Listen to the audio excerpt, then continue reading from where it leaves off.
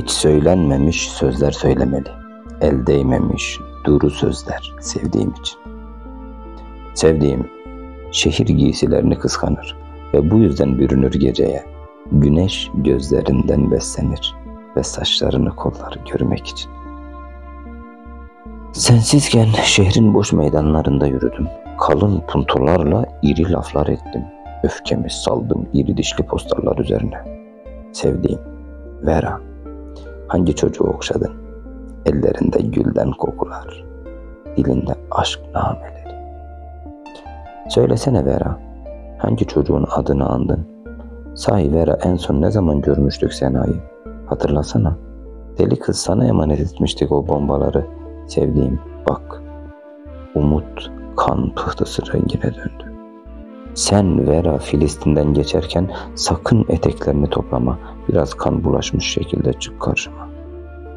Ve sakın unutma, o ilk çocuğumuzdu. Asırlardır dillerde olan Leyla'dır. Meryem'in suskunluğunda can bulan gözleri vardı Züleyha'nın, daha düşmeden kirli kelimeler diyarına. Bilir misin Vera, bu kaçıncı çocuk, bu kaçıncı kertik yüreğe atılan? Artık eskisi gibi değil, daha da sancılı, artık daha da sancılı. Asırlardan uzat ellerini Vera, ellerini bulur ellerin bir Grozny kuşatmasında.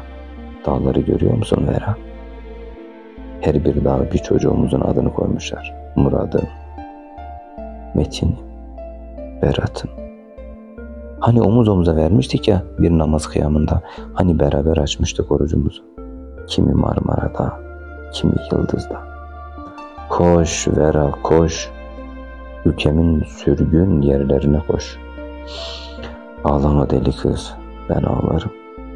Seni böyle görmemeli her okul kapısında türkümüzü söyleyen kızlarımız ve annelere de söyle sakın ağlamasınlar ve onlara sakın ölüler demesinler. Söylesene Vera, çocuklara sıkılan hangi kurşun kahpece değildir? Öfkemiz taş doğursun Vera, taş doğursun, yüreklerimizi söksün yerinden. Bak her tarafta elleri sapanlı ebabiller. Ebrehe'nin tanklarına kan kusturur. Şimdi Firavun'u boğan Kızıldeniz'i ağlama duvarının önünde görüyorum ki asa değil Musa'nın elindeki çağın sökülmüş kalbidir. 1 Şubat gecesi kaybettik esrarımızı Vera. Kendimizi odalarımızda bulduk postallı korkularımızla. Söylesene sevdiğim, hangi rengini çaldılar gökyüzünden?